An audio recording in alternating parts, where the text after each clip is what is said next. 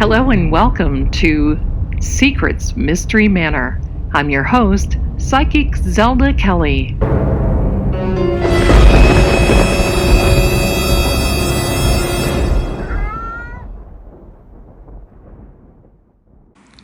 Warning: this podcast may contain sensitive material. It is intended for mature audiences only. Viewer and listening discretion is advised. Hello. Welcome back.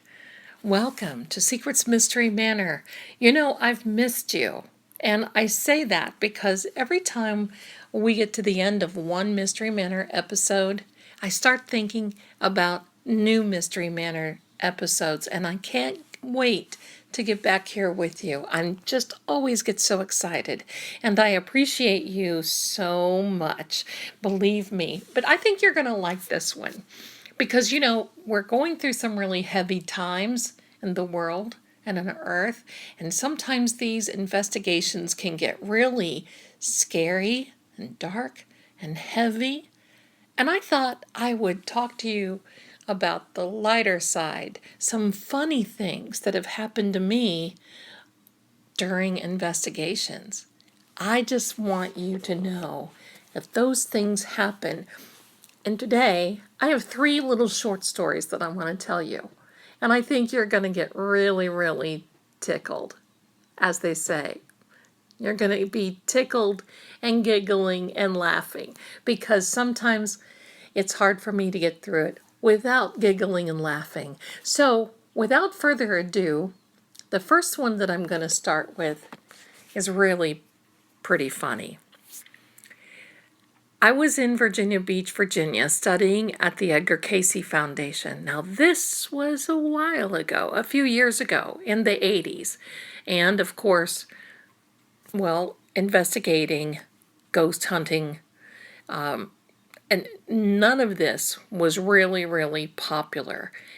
I mean, a lot of people were having experiences, and mainly ghost investigations were left up to scientists. I'm going to say the regular layperson, which is fully capable of going out and doing an investigation, and we all do, didn't even think of it back then. If you had an experience, that meant that you were associated with the experience, that you lived there, or you visited there, or something. But it wasn't done on a scientific basis. So, 3 other people and I got together. There was another young lady and 2 gentlemen. Now, we had talked about this because we knew that there's just more. There's more. You agree? There's more to all this than what we probably will ever understand in our lifetimes. There's more to the whole physics part of it. There's more to the whole religious part of it. And you put 2 and 2 together, and sometimes our minds can't comprehend it because we're working with beings, entities from another dimension. Now, there are some things that we can't explain, like black shadows. We don't know where they come from. They're not good.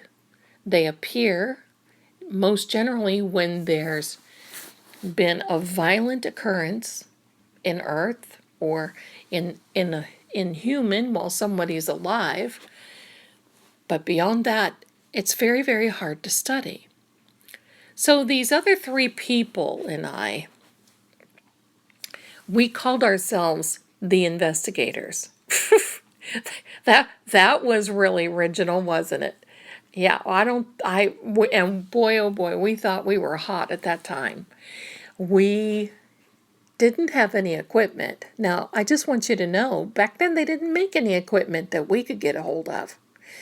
Now, this, before I go any further, was frowned upon, and it was looked down upon by the Edgar Cayce Foundation because they have a spiritual route that they go through. And I think that one of my, dissertations or something was on the absence of light. So they go in another pathway, and that's fine. I actually loved that idea. But we were curious. We wanted to know. The investigators. That's right. I think we were ahead of our time, quite frankly. Both gentlemen were married. The young lady was married, and I was married at the time. My husband was out to sea, and it was a time when I was studying very hard. And this was a side course that I was taking so I could get my doctorate in metaphysical sciences. So this was a time that, my mind was open. And they were too. Sometimes I wonder where they are. I've tried looking them up, and, as time goes on, it gets harder and harder to find people. But if you're out there listening, I sure wish you well, and I wish you would contact me because, oh wow, we've got a lot of stories to tell. Okay, so this one time we went to this place in Virginia Beach, Virginia. Now, it was not really in a good part of town. It was an abandoned building. It was something like a theater building, but had been converted into offices. And so it was really something for us to get permission to go into this place because we had heard that there were some sightings, some things that were not so nice.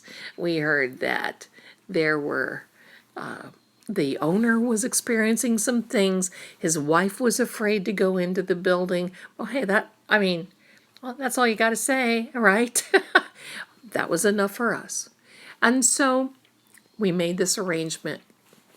We went down to this location. It was a Friday night, and we went in the late afternoon. The sun was still up, but it was starting to descend, and it was really, really a cool building, a cool place. Well, one of the things that we had learned was that we could record something, anything. So this one young man brought a Fisher-Price tape recorder. It was a cassette recorder that his little girl had. And boy, did we razz him because he turns up with this pink little toy recorder. You can imagine it was so fun. We were just so excited, and we took it seriously, and we didn't take it seriously, but we were glad that he brought it. And so we were setting up. We went into this building, and it was already semi-dark in this building. We had our flashlights. We knew enough to do that. And I don't know really what we thought we were going to catch. So this young man had, his name was Bob.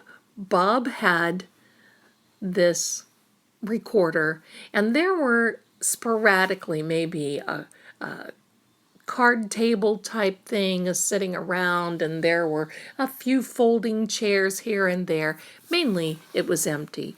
Some papers, there was a office in this building, and there were a few filing cabinets, but everything had been abandoned and empty, so that's the way it was. Bob decided to put this recorder into another section of this building. So we were walking around, and we just said, you know what, we're going to leave it and see if we can pick up anything. Now, of course, we had read stories, and at the Edgar Cayce Foundation at that time had a wonderful and extensive library. So we were just consuming everything we could get our hands on. So we knew enough, but I think that we knew enough to know that we didn't know enough. But anyway, we were going to try to get something on this recorder. So Bob said he sent it up. We started, and we had a rule: we did not separate. We would go 2 by 2. And usually Jenny, that was her name, Jenny and I would be together. And then Bob and Russ would be together. Well, Jenny and I were together, and we were walking around, and we were trying to kind of get brave, I think, to get away from the guys. And they were kind of looking at things, and we weren't really looking at paranormal, but we were looking at the building. There was a stairway that was kind of an open stairway as you are looking at the front door to the left of us. And we were going to go up the stairway. Now, we all went upstairs. We ended up migrating upstairs, and all of a sudden, we heard this little girl singing. And it was sporadic. Just here and there, we heard this little girl. And I'll tell you, chills. I mean, we were stunned in our tracks to have picked up something like this immediately. And it wasn't real loud. It was soft that we could pick this up. And we kept thinking, well, what do we do? Do we just let the singing go on for a minute? Or do we just go on further? And we look, just let it go and hope the tape recorder gets it. So it continued on. It continued on. And then we would hear this little girl again. Just little bits and pieces, little parts, not anything, not a true song, not anything. Humming sometimes, little talking here and there. We decided to go back downstairs. We decided to go into the room where the tape recorder was to see if we had anything. Well, lo and behold, we walk in the room, and as soon as we do, we hear this little girl. We were stunned. We were taken back. And then immediately we realized that this little girl that had been singing was coming from this tape recorder. Bob's little girl's tape recorder. So the story was, we found out later, the little girl knew that Daddy was going to take the recorder with him. So she decided to record over the blank cassette tape that we had. And so when we got there, instead of Bob pressing the record button with the play button, he just hit the play button. And that's what was that. So this little girl voice that we were hearing and thinking that we had got this marvelous catch, this EVP, if you will, was his little girl singing on the cassette recorder. So we had a good laugh about that. So then Bob went ahead and he erased that. We fixed the tape all up again, and then he took it with us. Well, there was a table and some chairs, and this place was massive. I mean, we had some bad experiences there, and that is for another episode. I'll tell you about what we ran into. We went into this very lightheartedly, and we were not prepared. I certainly was not prepared, and I got cornered in a room. Some of you may have heard that or may have not, but that's not for today. So Bob gets the recorder ready again. But he says, we're sitting around this table all together.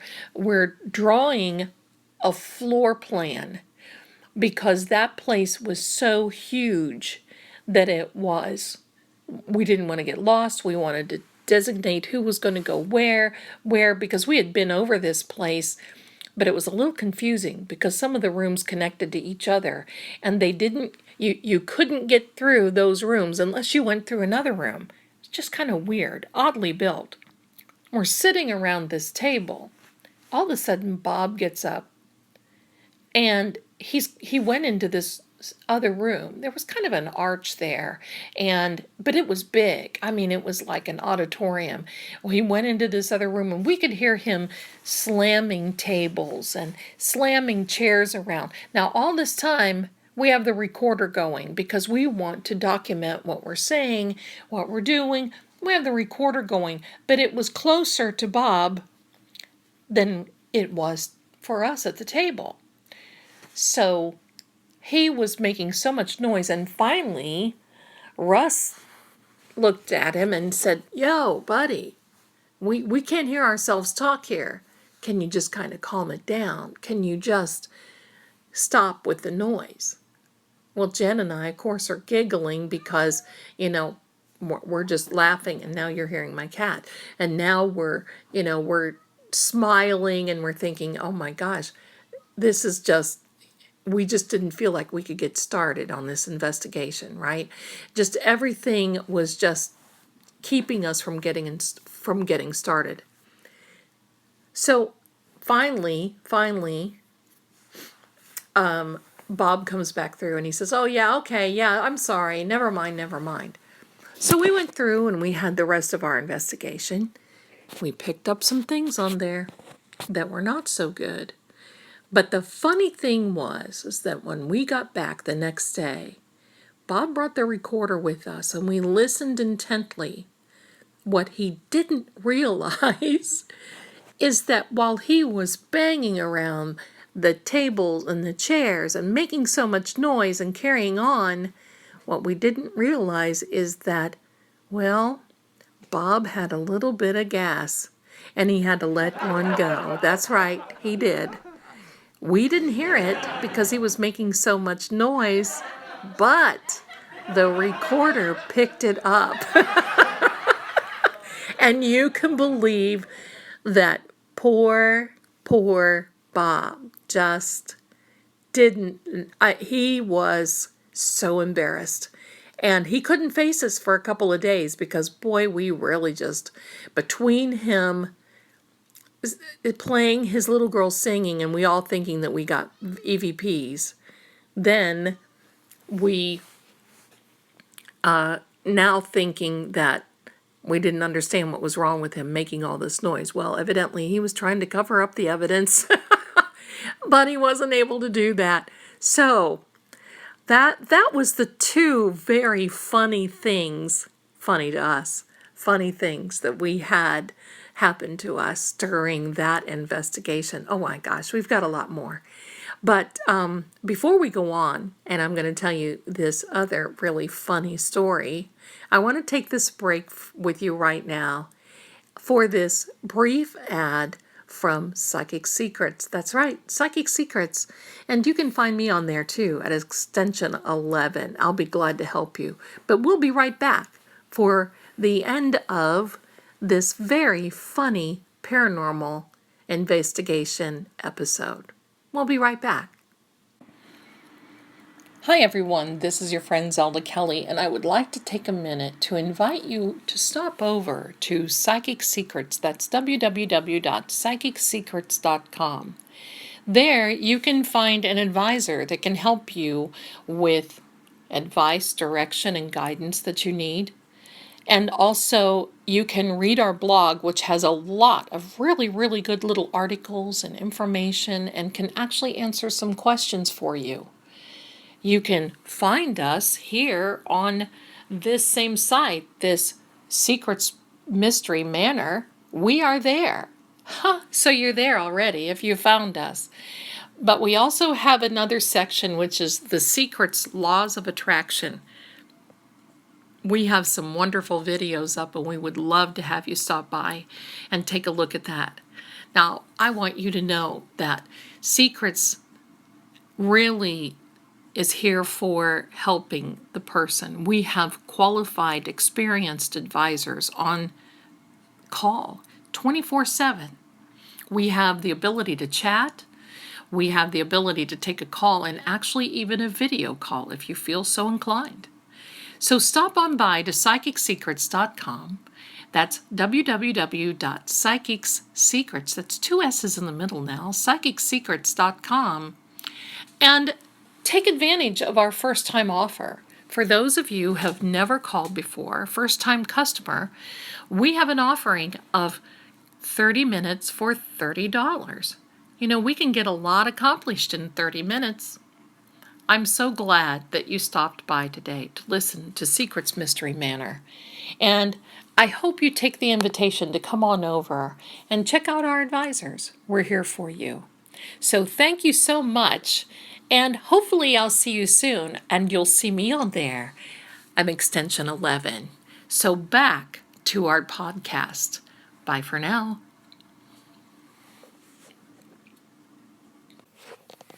All right. Thank you. Thank you so much for your time and listening. So here we are. Now, this other one took place. I was actually with my sister and brother-in-law. This was in a place close to Greer, Ohio, that there was a home that was off one of these country roads that was abandoned, that had, it wasn't torn down, but you could tell that it was vacant and abandoned and scary.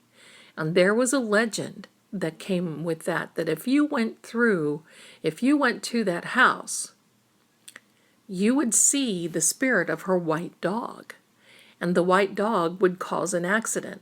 Now, that is also for another episode of Mystery Manor. I actually did see the dog, and I did get in an accident, and that was kind of spooky. All right? But anyway, it was daylight. We went there on a Sunday afternoon. No one was around. We all drove there, and we had all decided that, this is what we were going to do. And my brother-in-law took one of his, I guess, hunting knives or something with him, as if we could fight off a ghost or anything like that, right? But we did it just for protection. So we couldn't get in through the front door nor the back door, but we found this cellar, and we went through the cellar. Now, he brought his flashlight with him. We went through the cellar, and I'll tell you, that was the weirdest cellar that I have ever been in.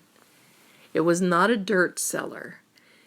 It was like someone had gone in and smoothed concrete. But this house was built before the turn of the century. It was like from the 1800s. And I don't know if they had that technology. I guess they did have that technology back then. But it was more different than anything that I had ever seen. There were a lot of places to hang things on the walls and from the rafters. So we made our way through. My brother-in-law was first, my sister was in the middle, and I was bringing up the rear. What a place to be, right? I didn't want to do that, but I didn't have a choice. So we make it up to the first floor. Of course, there's nothing in this house. It was dark on the inside. It was all wood, rarely any paint, no wallpaper to even speak of. The walls had been coming down. You could tell there were spider webs. And of course, mice were no longer there because there was no reason to be there. You could see where some animals had tried to break in. It was scary. This house was big. And there was another story above that, and then another story above that. So this was a 3-story house with this full basement, if you can believe. This third story did not really have anything. It was more like an attic with a window that was kind of like this doghouse window. And I'm sure it was very charming back in the day. But then on the second floor were all the bedrooms. Well, we decided to go up and meet with my brother-in-law. We walked around a little bit, and my sister wanted to go downstairs because she was getting scared. So I said I would go down there with her.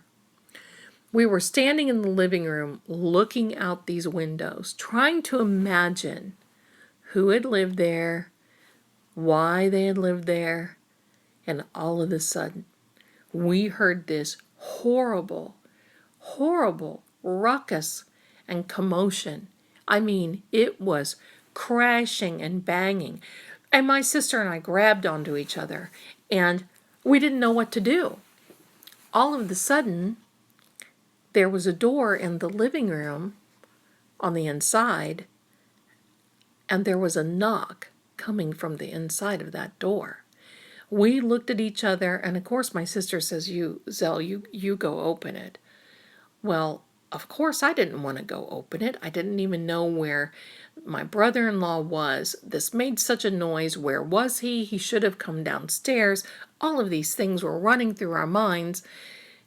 And so I get up to the door, and I see the doorknob just fervently just wiggling, and there's knocking on the inside of the door, and I'm thinking, who on earth is this? I open the door, and there stands my brother-in-law. Now, we were perplexed. He was upstairs. How did all this happen? Well, evidently, he had walked into what it seemed like a walk-in closet, and the floor was weak. And he fell through the floor. He fell through the floor and into this closet. Now, he couldn't have arranged that any more perfectly. Frankly, how on earth can you, to fall through the floor and fall right into a closet on the bottom floor? After it happened, we laughed. It was very funny. I'm surprised he didn't break an ankle. He didn't break anything. He was scratched up pretty good, but of course he healed, and that was it. There was nothing that, it didn't hurt him. Of course, we looked upstairs and everything else, and then of course we had to go upstairs and see where he'd fallen through. And wow, painstakingly enough, my sister had walked very close to that area and didn't go over there. It's a good thing she didn't. It probably would have hurt her pretty bad if she would have fallen through. My brother-in-law was a lot stronger and obviously built for, I guess, something like that. Anyway, so that was what happened. And so as we were driving, or we were going out, we decided it was time to leave. It was starting to get really, really dark. And in Ohio, in the afternoon, in the woods, it starts getting dark at about 4:30 in the afternoon. So it was about 4:15, and we could tell that the sun was starting to set, and we certainly didn't want to be in this house with no natural light, only a flashlight, and we just didn't even want to go there. So we come out and we get in the truck, my brother-in-law's truck. My brother-in-law has the key, turns the key over, and nothing. Wouldn't start. We all look at each other. There was no even engine noise. There's no clicking. There's no nothing. It was dead. The gauges came on. Everything else came on. But the truck wouldn't turn over. Now this part was scary. This isn't the funny part. We sat there. Of course we locked the doors. We were watching all around us to just make sure that nothing was around there. And then we heard a dog, but the dog was howling, and the dog seemed to be really, really close to the house. And that was part of the legend, was that if you went near this house, this dog was going to come out. Well, we sat there and sat there. And finally, my sister says, I'm just really sorry that we came here to begin with. We should never have come here. I'm sorry that we came. We could have gotten hurt. We're not coming back. Do you hear this? And she starts talking. Do you hear this? We're not coming back. My brother-in-law tries the truck, and it starts. We all look at each other. He went out of there very gentle. But I can tell you, we beat it home. We couldn't get out of there fast enough. Now, on the way home, we went through a little city that had a little, I guess you call it a a drive-in where they sell ice cream, and you would go up to the window and you would order, something like that. Almost like, I guess, the Dairy Queens now, but something like that. And we stopped there, we got some slushes, and we got some breaded mushrooms and a few little snacks like that. And we just sat there. We didn't really say too much of anything. We just sat there. We ate, we drank, and we were glad to be around people again. Seriously glad. So that we ended up going home, and that was it. They did not go back, but I went back with some of my friends. And that will be another episode coming your way. But I wanted to share those things with you. Just little mishaps and little funny things. Little things that we all might think is funny and we giggle over. I've got more of these things. And soon I will be doing a part 2 and maybe even a part 3 and 4. But I wanted to share that with you because, well, we've got to have fun while we're investigating, right? And for you that are out there, of my buddies, the investigators, I think of you often. And I hope all of you have a very good evening.